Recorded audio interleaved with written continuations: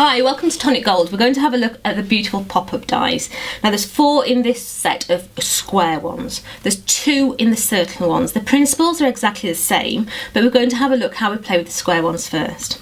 So what we need is a piece of A4 cardstock or smaller. It's entirely up to you, whatever card you're doing. You need that central line. That central line is important because that's where you're going to align your die to.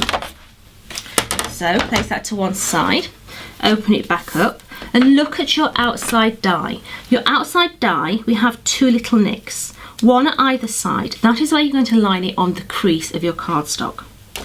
So place that on the crease, making sure that you tape it top and bottom, therefore it can't move anywhere.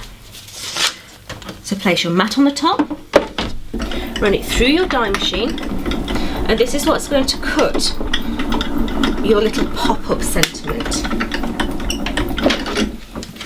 So once you take that away, just release your card. Careful of your tape because you don't want it to rip. And what I find easier is having the single perforation away from me, the double one towards me, and then I just fold that perforation away from me, and then first one towards me and the second one away from me. So therefore when I fold it over, I get my perfect little pop-up. Now you can, if you want, place your wording dies into the centre and get the silhouette, but what you can also do as well is take a piece of coloured card.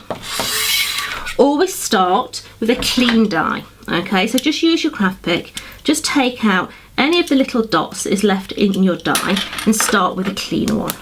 Now I always say to you, please use your dies individually. If they ever cross over, your dies are absolutely rhubarbed then and you can't get a perfect cut on them. If you use them together, you don't get an equal pressure either. So by using them individual, you get full pressure on each and every die. So now this is going to be my base. There we go, so we have our little base there. We're just going to pop those little dots out of there. It's got all the detailing on there, and then we're going to use our wording die. Now these are quite detailed, so you may have to go through one way and rotate 90 degrees and turn it again, but that's all down to your machine, your cardstock, what weight of card you're using, okay? So I have my word on there. It's at the top left hand of my plate because that's where the pressure is with the grand caliber, and then run that through. So before we actually take this out of the die, we're going to have a really good look to make sure it's cut perfectly. So let's have a look. We're going to rotate it round and we're going to cut it 90 degrees on the other side.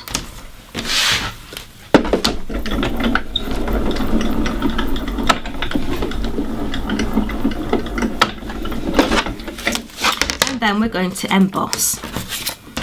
So I'm going to take that and find my embossing mat, wherever I've done with that. And we're going to place that on the top and we're going to emboss again.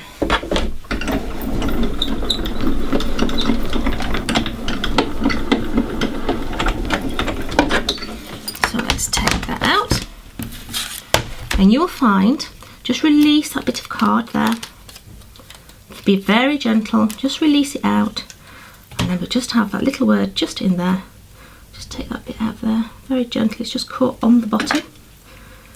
Bit there as well, and you have your lovely little words as well.